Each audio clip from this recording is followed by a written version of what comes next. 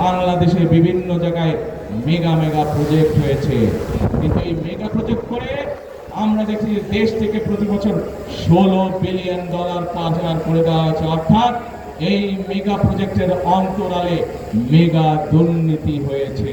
আমাদের তরুণরা, যুবকরা যারা বিদেশে যাবে, যারা অর্থ সংকটের কারণে যেতে পারছে না, তাদেরকে আমরা জমি বিক্রি করতে দেব না। বাপ দাদা, আপনাদের আত্মীয় স্বজন, পরিবার পরিজন অনেকেই আছেন কৃষক বা কৃষি কাজের সাথে জড়িত। এর ভিতরে যাদের 10,000 টাকা পর্যন্ত কৃষি ঋণ আছে, সেই কৃষি ঋণ ইনশাল্লাহ সুদ সহ আগামী বিএনপি সরকার মওকুফ করবে সারা দেশে।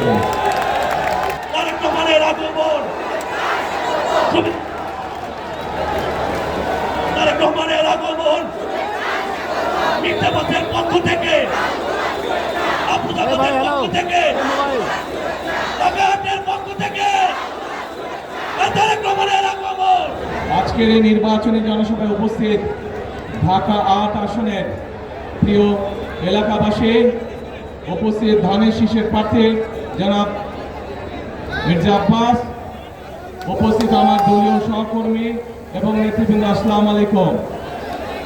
কেমন আছেন আপনারা? আলহামদুলিল্লাহ। এখন আমি আপনাদেরকে দেখার পরে দেশে আসার পর আলহামদুলিল্লাহ ভালো আছি। এখন প্রিয় ভাই বোনেরা, এই যে আমরা আজকে এখানে একত্রিত হয়েছি,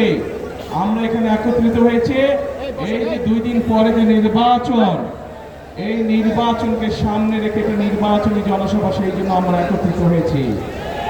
এলাকার সমস্যার সমাধান করতে হলে, এলাকার মানুষের দুঃখ কষ্ট পৌঁছাতে হলে বাইরে থেকে কেউ এসে কি করতে পারে? করতে পারে না। ঘরের মানুষকে তো কে চিনে? ঘরের মানুষই চিনে, তাই না? বাইরের মানুষ কখনো ঘরের মানুষকে চেনে না। আরেকটা গুরুত্বপূর্ণ কথা ভাই, এই যে ধানের শীষ, এই যে বিএনপি, নির্বাচনের পরে একটি জনগণের সরকার ইনশাল্লাহ গঠিত হবে। কিন্তু এই মুহূর্তে চিন্তা করে দেখেন তো, এই মুহূর্তে যেই রাজনৈতিক দলগুলো নির্বাচন করছে, তার মধ্যে কোন দলটার দেশ চালানোর অভিজ্ঞতা আছে? দেশ চালানোর অভিজ্ঞতা একমাত্র বিএনপির আছে। এবং শুধু অভিজ্ঞতাই নয়, একই সাথে বিএনপির দেশ এবং দেশের মানুষকে নিয়ে সঠিক কর্ম পরিকল্পনা আছে। দেশ এবং দেশের মানুষের ভাগ্য পরিবর্তনের জন্য কর্মসূচি আছে বিএনপির একমাত্র। বিএনপির যেহেতু অভিজ্ঞতা আছে, সেই অভিজ্ঞতার আলোকে আমরা আমাদের কর্ম পরিকল্পনা এবং আমাদের কর্মসূচি আমরা জনগণের সামনে উপস্থাপন করেছি। কারণ এই দেশের মানুষের ভাগ্যের সাথে বিএনপির ভাগ্য জড়িত থাকে। এই দেশের মানুষ, দেশ যদি ভালো থাকে তাহলে বিএনপিও ইনশাল্লাহ ভালো থাকে। প্রিয় ভাই বোনেরা, আমরা এই যে সামনে মঞ্চের সামনে বহু মা বোনেরা বসে আছেন, এরকম সারা বাংলাদেশে কোটি কোটি মা বোনেরা আছেন। বাংলাদেশে প্রায় 20 কোটি জনসংখ্যা। এই 20 কোটি জনসংখ্যা অর্ধেক হচ্ছে নারী। আমরা যদি এই নারীদেরকে দেশের উন্নয়নের সাথে, অগ্রযাত্রার সাথে যদি আমরা সম্পৃক্ত না করি, তাহলে কোনোভাবেই যতই পরিকল্পনা করি আমরা বাস্তবায়ন হবে না। এবং সেই কারণেই আপনারা দেখেছেন, দেশনেত্রী খালেদা জিয়া যখন এর আগে দেশ পরিচালনার দায়িত্বে ছিলেন, তখন দেশনেত্রী একটি পরিকল্পনা গ্রহণ করেছিলেন এবং আলহামদুলিল্লাহ সেই পরিকল্পনাটি সফল হয়েছিল। কি সেটি? বাংলাদেশের মেয়েদের শিক্ষা ব্যবস্থা ক্লাস 1 থেকে 12 পর্যন্ত দেশনেত্রী ফ্রি করে দিয়েছিলেন। তার ফলে পরবর্তীতে গত 20 বছর ধরে কোটি কোটি মেয়েরা, দেশের মেয়েরা শিক্ষার আলো পেয়েছে। এখন প্রিয় ভাই বোনেরা, আগামী বিএনপি সরকার, আগামী ধানের শীষের সরকার এই মেয়েদেরকে, যারা এখন মা হয়ে গিয়েছে, যারা এখন গৃহিণী হয়েছে, খেটে খাওয়া মানুষ যারা আছে সমগ্র বাংলাদেশে গ্রামগঞ্জ শহরে, এই মায়েদেরকে, এই গৃহিণীদেরকে স্বাবলম্বী করার জন্য আমরা ফ্যামিলি কার্ড পৌঁছে দিতে চাই সবার কাছে। এই ফ্যামিলি কার্ডের মাধ্যমে আমরা আমাদের মায়েদের কাছে, গৃহিণীদের কাছে আমরা প্রতি মাসে সরকারের পক্ষ থেকে একটি সহায়তা পৌঁছে দিব। যারা অর্থ সংকটের কারণে যেতে পারছে না তাদেরকে আমরা জমি বিক্রি করতে দেব না বাপ দাদা। তাদেরকে আমরা সরকারের পক্ষ থেকে ক্ষুদ্র ঋণের ব্যবস্থা করে দেব, যেই টাকা সে ধীরে ধীরে ওখানে কর্মসংস্থান করে শোধ করবে। কিন্তু আমরা বাপ দাদা জমি যাতে বিক্রি করতে না, আমরা সেই ব্যবস্থা গ্রহণ করেছি। প্রিয় ভাই বোনেরা, এখানে আপনারা যারা উপস্থিত আছেন, বহু মানুষ আছেন, তাদের পরিবার আত্মীয় স্বজন অনেকেই গ্রামে বাস করে না? অনেকেই আছেন যারা পরোক্ষ বা প্রত্যক্ষভাবে কৃষি কার্যের সাথে জড়িত। বাংলাদেশের সবচেয়ে বড় পেশা হচ্ছে কৃষি। বহু কৃষক ভাই, কৃষানী বোন আছেন যারা কৃষি কাজের সাথে জড়িত। আমরা সিদ্ধান্ত গ্রহণ করেছি, আমরা এই কৃষক ভাইদেরকে, মা বোনদেরকে যখন স্বাবলম্বী করার জন্য আমরা ফ্যামিলি কার্ড দেব, এই কৃষক ভাইদেরকে আমরা কৃষি কার্ড দিতে চাই, যার মাধ্যমে আমরা তাদের কাছে সরকারের যে সহযোগিতা ডাইরেক্ট আমরা সেই সহযোগিতা তাদের কাছে পৌঁছতে চাই। শুধু তাই নয় প্রিয় ভাই বোনেরা, আপনাদের আত্মীয় স্বজন পরিবার পরিজন অনেকেই আছেন কৃষক বা কৃষি কাজের সাথে জড়িত। এর ভিতরে যাদের 10,000 টাকা পর্যন্ত কৃষি ঋণ আছে, সেই কৃষি ঋণ ইনশাল্লাহ সুদ সহ আগামী বিএনপি সরকার মওকুফ করবে সারা দেশে। প্রিয় ভাই বোনেরা, বাংলাদেশের মানুষের আর একটি বিরাট সমস্যা আছে, সেটি হচ্ছে স্বাস্থ্য সমস্যা। বাংলাদেশের বহু মানুষ, সেটি শহরেই হোক গ্রামেই হোক, সঠিক সময় অনেক সময় চিকিৎসা পায় না, অথবা যখন অসুখ বিসুখ ছোটখাটো পর্যায়ে থাকে তখন যদি চিকিৎসা সুবিধা পায় তাহলে তার যেমন খরচ কম হয়, সেও দ্রুত অসুস্থ বোধ করতে পারে। কিন্তু এই সুবিধাটাও হয়ে ওঠে না অনেক সময় মানুষের। সেই জন্য আমরা সিদ্ধান্ত গ্রহণ করেছি, আমরা সারা বাংলাদেশে, শহর হোক গ্রাম হোক, প্রত্যেকটি জায়গায় আমরা সারা বাংলাদেশে 1 লক্ষ স্বাস্থ্যকর্মী নিয়োগ করতে চাই। এই স্বাস্থ্যকর্মীরা শহরেই হোক, বিশেষ করে খেটে খাওয়া মানুষ যারা আছে প্রত্যেকের ঘরে ঘরে যাবে, ঘরে ঘরে গিয়ে বিশেষ করে মায়েদেরকে, বিশেষ করে মেয়েদেরকে, বিশেষ করে শিশুদেরকে ছোটখাটো অসুখ যেগুলো ঘরে বসে চিকিৎসা দেওয়া সম্ভব, সেই চিকিৎসা তাদেরকে দিয়ে আসবে, যাতে করে মা বোনদেরকে কষ্ট করে হাসপাতালে যেতে না হয়, এবং যাতে করে অসুস্থতা বেশি হওয়ার আগেই যাতে মা বোনেরা সুস্থ হয়ে যেতে পারে। এই 1 লক্ষ কর্মসংস্থান আমরা তৈরি করতে চাই।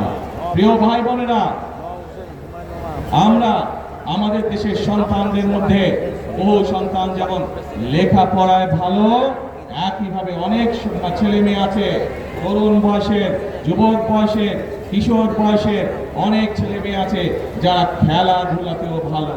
আমরা যেমন দেশে ডাক্তার তৈরি করব, ইঞ্জিনিয়ার তৈরি করব, আর্কিটেক্ট তৈরি করব, উকিল তৈরি করব, আমরা পরিকল্পনা গ্রহণ করেছি।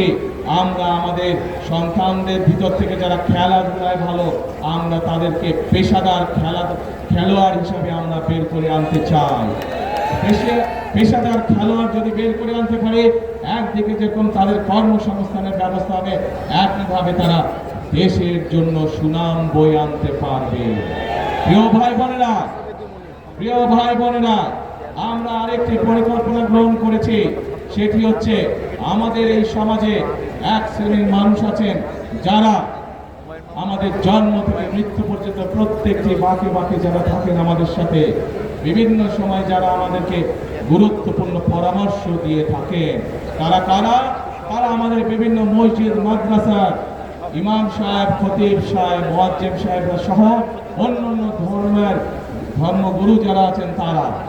এই মানুষগুলাও কিন্তু সমাজের অন্যান্য মানুষের মতন, এই মানুষগুলোর অধিকাংশ মানুষ অত্যন্ত কষ্টে দিনপাত করেন। আমরা সিদ্ধান্ত গ্রহণ করেছি 12 তারিখে ধানের শীষ জয়যুক্ত হলে 13 তারিখে ইনশাল্লাহ ধানের শীষ সরকার গঠন করলে এই মানুষগুলোকে আমরা সরকারের পক্ষ থেকে একটি সম্মানের ব্যবস্থা করব। এখন প্রিয় ভাই বোনেরা, আমি আমার বক্তব্যে সংক্ষেপে আপনাদের সামনে দেশ এবং জাতির জন্য অভিজ্ঞতার আলোকে বিএনপি, আপনাদের জনপ্রিয় দল বিএনপি কি পরিকল্পনা গ্রহণ করেছে সেগুলো আমি আপনাদের সামনে তুলে ধরলাম। প্রিয় ভাই বোনেরা, আমাদেরকে যদি এই পরিকল্পনাগুলো বাস্তবায়ন করতে হয় তার আগে আমাদেরকে দুটি কাজ অবশ্যই করতে হবে। এবং আমরা আমাদের দলের মধ্যে সিদ্ধান্ত নিয়েছি যে ইনশাআল্লাহ আল্লাহর রহমতে আপনাদের ভোটের মাধ্যমে আল্লাহর রহমতে সরকার গঠনে আমরা সক্ষম হলে পরে সবচেয়ে প্রথম যেই কাজটি করব সেটি হচ্ছে এই ঢাকা ৮ সহ ঢাকা মহানগর সহ সমগ্র বাংলাদেশে আমাদেরকে যে কোনো মূল্যে আইন শৃঙ্খলা কঠোর হস্তে নিয়ন্ত্রণ করতে চাই। আমরা এমন একটি দেশ গড়তে চাই, আমরা এমন একটি দেশ গড়তে চাই যেই দেশে আমার মা বোনেরা নিশ্চিন্তে নিরাপদে দিনে যে কোনো সময় রাস্তাঘাটে চলাচল করতে পারবেন নিরাপদে। আমরা এমন একটি দেশ ধীরে ধীরে তৈরি করতে চাই যেই দেশে ক্ষুদ্র ব্যবসায়ী হোক, মাঝারি ব্যবসায়ী হোক, যে কোনো পর্যায়ের ব্যবসায়ী হোক না কেন, যে কোনো মানুষ যে কোনো চাকরি জীবিকায় পেশাজীবী হোক না কেন, প্রত্যেকে যাতে নিশ্চিন্তে তাদের চাকরি বাকরি ব্যবসা বাণিজ্য করতে পারে নিরাপত্তার সাথে। আমরা এমন একটি দেশ গঠন করতে চাই যে দেশে মানুষ তার পরিবার পরিজন নিয়ে নিশ্চিন্তে নিশ্চিন্তে তার ঘরে রাত্রে নিদ্রা যেতে পারে। প্রিয় ভাই বোনেরা, একই সাথে আমরা আরেকটি কাজ করতে চাই। আমরা বিগত 16 বছর ধরে দেখেছি বাংলাদেশে বিভিন্ন জায়গায় মেগা প্রজেক্ট হয়েছে, কিন্তু এই মেগা প্রজেক্ট করে আমরা দেখি দেশ থেকে প্রতি বছর $16 বিলিয়ন পাচার করে দেওয়া হয়েছে। অর্থাৎ এই মেগা প্রজেক্টের অন্তরালে মেগা দুর্নীতি হয়েছে। এই মেগা দুর্নীতি হয়েছে, কিছু হাতে গোনা কয়েকটি মানুষের ভাগ্যের পরিবর্তন হয়েছে, কিন্তু সাধারণ মানুষের ভাগ্যের কোনো পরিবর্তন হয় না। এবং সে কারণেই আমরা সিদ্ধান্ত গ্রহণ করেছি 2001 সালে খালেদা জিয়া যেভাবে কঠোর হস্তে দুর্নীতি দমন করে বাংলাদেশকে সেই দুর্নীতি তকমা থেকে বের করে নিয়ে এসেছিলেন, ঠিক একইভাবে দুর্নীতিকে আমরা কঠোর হস্তে দুর্নীতির লাগাম আমরা ইনশাল্লাহ আগামী বিএনপি সরকার টেনে ধরবে। অর্থাৎ দুর্নীতি এবং আইন শৃঙ্খলা এটির সাথে কোনো কম্প্রোমাইজ নেই। যে দুর্নীতি করে সে দুর্নীতিবাদ, সে কোনো দলের নয়। যে আইন শৃঙ্খলা ভঙ্গ করে মানুষকে কষ্ট দেয় সে কোনো দলের হতে পারে না, সে অপরাধী। কাজে আইন এদের ক্ষেত্রে আইনের গতিতে চলবে। প্রিয় ভাই বোনেরা, বক্তব্যের শুরুতেই আপনাদেরকে বলেছি আমি বিএনপি এই মধ্যে একমাত্র দল যাদের অভিজ্ঞতা রয়েছে দেশ পরিচালনা করা। দেশ স্বাধীনের পরে এই দেশের মানুষ দুর্ভিক্ষ দেখেছে, নাকে লক্ষ লক্ষ মানুষ মারা গিয়েছিল সেদিন। শহীদ রাষ্ট্রপতি জিয়াউর রহমান দেশ পরিচালনার সুযোগ পাওয়ার পর এই দেশ শুধু দুর্ভিক্ষ মুক্তই হয়নি, বরং এই দেশের খাদ্য উৎপাদন দ্বিগুণ হয়েছিল। শুধু খাদ্য উৎপাদন দ্বিগুণই হয় নাই, এই দেশ থেকে শহীদ রাষ্ট্রপতি জিয়াউর রহমান বিদেশে খাদ্য পর্যন্ত রপ্তানি করেছিলেন। প্রিয় ভাই বোনেরা, দেশনেত্রী বেগম খালেদা জিয়া দায়িত্ব পাওয়ার পরে এই দেশে সংসদীয় গণতন্ত্র চালু করেছিলেন। শুধু তাই নয়, এই দেশ যেখানে বেকার সমস্যা ছিল, যেখানে শিল্পের সংকট ছিল, মানুষের কর্মসংস্থান ছিল না 90 স্বৈরাচারের পতনের পর, সেই খালেদা জিয়া সেই সময় এই দেশে কলকারখানা প্রতিষ্ঠিত করার মাধ্যমে সেই খালেদা জিয়া এই দেশকে এমার্জিং টাইগারে পরিণত করেছিলেন। এই ঘটনাগুলো থেকে প্রমাণিত হয় বিএনপি একমাত্র দল তারা জানে কিভাবে নারীদেরকে স্বাবলম্বী করতে হয়। বিএনপি একমাত্র দল তারা জানে কিভাবে দুর্নীতিকে কঠোর হস্তে দমন করতে হয়। বিএনপি একমাত্র দল তারা জানে কিভাবে আইন শৃঙ্খলা পরিস্থিতির নিয়ন্ত্রণ করতে হয়।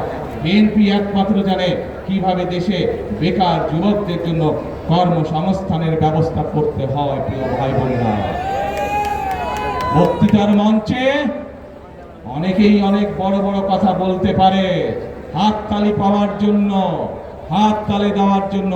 সুন্দর কথা বলা অনেক সহজ কাজ, দেশ চালানো এত সহজ কাজ নয়। দেশ চালাতে হলে দেশের মানুষের জন্য পরিকল্পনা দরকার। কোথায় তাদের পরিকল্পনা? শুধু বড় বড় কথা আছে। দেশ চালানোর জন্য দরকার কর্মসূচি। কোথায় তাদের কর্মসূচি? দেশ চালানোর জন্য অভিজ্ঞতার প্রয়োজন। তাদেরই তো বন্ধু বান্ধব। গত 1-1.5 বছর যাবৎ দেখেছি আমরা সরকারের অংশ ছিল, তাহলে আজকে এই দুর্গতি কেন মানুষের? কাজে প্রমাণিত এটি আজ প্রমাণিত। যদি বাংলাদেশের মানুষের ভাগ্যের কেউ পরিবর্তন করতে পারে, কে পারবে? তাহলে ধানের শীষ। যদি এই দেশের ভাগ্যের পরিবর্তন করতে পারে, কে পারবে? তাহলে যদি এই দেশে দুর্নীতির লাগাম টেনে ধরতে হয়, কে পারবে? যদি এই দেশের আইন শৃঙ্খলাকে শক্ত হাতে দমন করতে হয়, কে পারবে? ধানের শীষ। প্রিয় ভাই বোনেরা,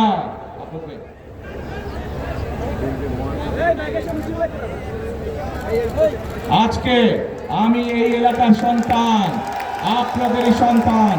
যে মানুষটির জন্ম এই এলাকায়, যে মানুষটির বেড়ে ওঠা এই এলাকায়, যে মানুষটি সকল সময় সকল পরিস্থিতিতে এলাকার মানুষের পাশে ছিলেন, সেই মানুষের মির্জা আব্বাস সাহেবকে আমি আনুষ্ঠানিকভাবে আজ ধানের শীষ তুলে দিচ্ছি। প্রিয় ভাই বোনেরা, এই মানুষটি অতীতে সারা জীবন যেমন আপনাদের পাশে ছিলেন, 12 তারিখ পর্যন্ত তার পাশে আপনারা থাকবেন। 12 তারিখে আপনারা তাকে ইনশাল্লাহ জিতিয়ে নিয়ে আসবেন। 13 তারিখ থেকে এই মানুষটি সারা জীবন শেষ দিন পর্যন্ত আপনাদের পাশে থাকবে, এলাকার মানুষের পাশে থাকবে ইনশাআল্লাহ। খেলার মাঠের কথা বলেছেন, আমরা এর মধ্যে পরিকল্পনা গ্রহণ করছি। এই ঢাকা সহ সারা ঢাকা মহানগরীতে অনেক জায়গায় আমাদের সন্তানদের জন্য খেলার মাঠ দরকার, মুরব্বীদের হাঁটাহাঁটি করার জন্য খোলা মাঠ দরকার, এলাকার মানুষের বুক ভরে শ্বাস নেওয়ার জন্য খোলা মাঠ দরকার।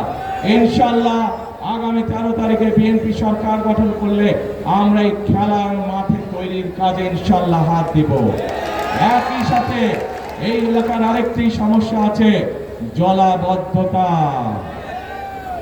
আজ আপনাদের সামনে আমি পরিষ্কারভাবে বলে দিতে চাই, ঢাকা 8 সহ ঢাকা মহানগরী সহ সকল পর্যায়ে যে জলাবদ্ধতা আছে, সবচাইতে দ্রুততার সাথে ইনশাআল্লাহ এই সমস্যার সমাধান আমরা করব ইনশাআল্লাহ। এবং একটি গুরুত্বপূর্ণ এই এলাকার মানুষের দাবি একটি কবরস্থানের।